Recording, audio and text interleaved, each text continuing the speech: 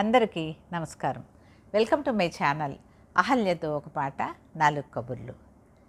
కొంతమంది ఏ చిన్న సమస్య వచ్చినా భూతద్దంలో చూసి ఎక్కువగా ఆలోచిస్తూ బాధపడిపోతూ ఉంటారు.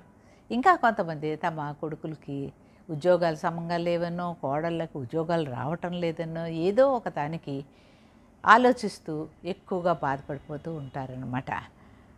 మన నియంత్రణలో లేని విషయాల గురించి మనం ఆలోచించటం వల్ల ఏమీ ప్రయోజనం ఉండదు. మన చేతిలో చేయగలిగింది ఉంటే మనం చేయగలం, కానీ మనం చెయ్యలేని విషయాల గురించి ఎక్కువగా ఆలోచించటం వల్ల మన టైము, మన శక్తి అన్నీ కూడా వేస్టే అన్నమాట. ఇంకా కొంతమంది తెగ ఆలోచిస్తూ ఉండటం వల్ల వాళ్ళ ఆరోగ్యాలు కూడా దెబ్బతింటాయి అన్నమాట. ఆనందం కూడా ఉండదు. అందుకనే గౌతమ్ బుద్ధుడు మన ఆనందం మన మనసులోనే ఉన్నది అని వెతుక్కోమని చెప్పాడండి. అంటే మన మనసుని మన నియంత్రణలో ఉంచుకోవాలని దాని అర్థం అన్నమాట. అంటే మన మనసుకి ఎంతవరకు బాధగానే ఆనందాన్ని తీసుకోవాలో అంతే తీసుకోవాలని దాని ఉద్దేశం అన్నమాట. దీని గురించి ఒక చిన్న కథ చెప్తాను.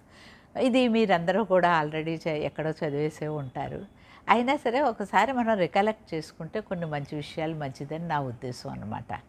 కొంతమంది చిత్రకారులు ఒక పెయింటింగ్ కాంపిటీషన్కి వెళ్ళారటండి. మంచి మంచి సీనరీసు అవి వాళ్ళు ప్రజెంట్ చేశారట. కానీ ఆ నిర్వాహకులు ఒకదానికే ఫస్ట్ ప్రైజ్ ఇచ్చారటండి. అది ఏంటంటే ఒక తుఫాను వాతావరణంలో ఉన్న ఒక ఇంట్లో ఒక పెద్ద ఆయన కిటికీ దగ్గర కూర్చొని ప్రశాంతంగా తన పెయింటింగ్ తను వేసుకుంటున్నాడటండి.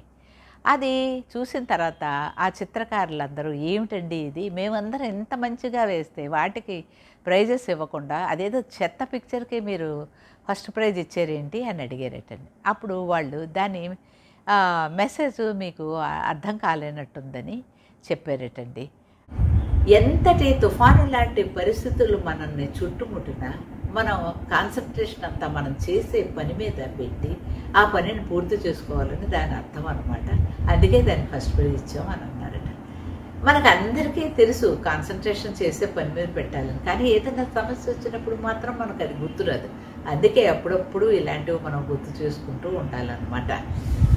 ఇప్పుడు మనకి ఇంకా అసలు మన చేతుల్లో ఏమీ లేదు, ఈ సమస్య మనకు ఎలా తీరుతుందో తెలియదు అని అనుకున్నప్పుడు మనం ఆ భగవంతుడిని శరణాగతి వేడుకోవాలి. ఉంటాను, ఇక పాటలోకి వెళ్ళిపోదామా. అన్నమయ్య రచన ఆదితాళం.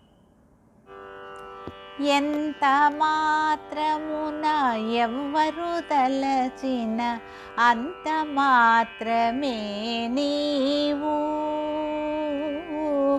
అంతరాంతరము లెంచి చూడ పిండంతే నిప్పటి ఎన్నట్లు, ఎంత మాత్రమున ఎవ్వరు దలచిన అంత మాత్రమే నీవు, అంతరాంతరములెంచి చూడ పిండంతే నిప్పటి అన్నట్లు, ఎంత మాత్రమున ఎవ్వరు దలచిన అంత మాత్రమే నీవు.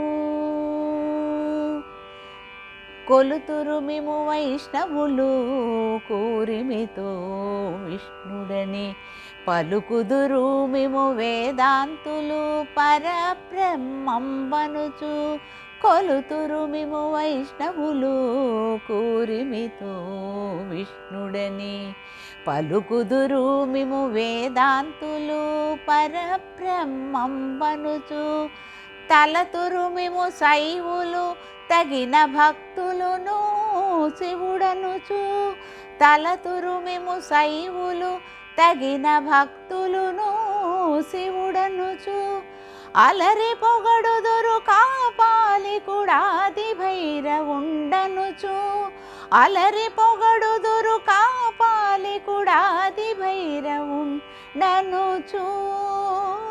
ఎంత మాత్రమున ఎవ్వరు దలచిన అంత మాత్రమే నీవు. సరి నన్నెదురు సాక్తేయులు శక్తి రూపు నీవనుచు దర్శనములు మేము నానా విధులను తలపుల కొలదుల భజింతురు. సరి నన్నెదురు సాక్తేయులు శక్తి రూపు నీవనుచు దర్శనములు మేము నానా విధులను తలపుల కొలదుల భజింతురు. సిరుల మిమునే అల్పబుద్ధి దలచిన వారికి అల్పంబవుదు.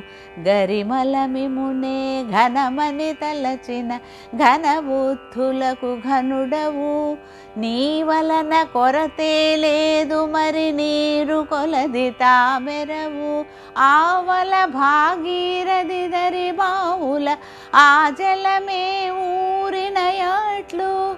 నీ వలన కొరతే లేదు మరి నీరు కొలది తామెరవు. ఆవల భాగీరథి దరి బావుల ఆ జలమే ఊరినయాట్లు.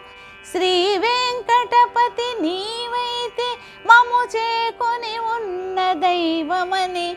శ్రీ వెంకటపతి నీవైతే మము చేకొని ఉన్న దైవమని. ఈ వలననే నీ శరణనెదను ఇది ఏ పరతత్వము నాకు. ఈ వలననే నీ శరణనెదను ఇది ఏ పరతత్వము నాకు. ఇది ఏ పరతత్వము నాకు. ఇది ఏ పరతత్వము నాకు.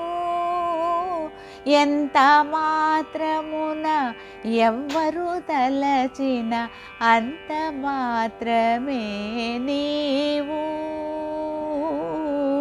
అంతరాంతరము లెంచి చూడ పిండంతే నిప్పటి అన్నట్లు. ఎంత మాత్రమున ఎవ్వరు తలచిన అంత మాత్రమే నీవు.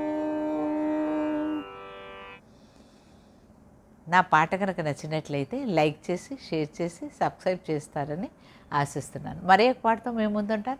అంతవరకు సెలవు.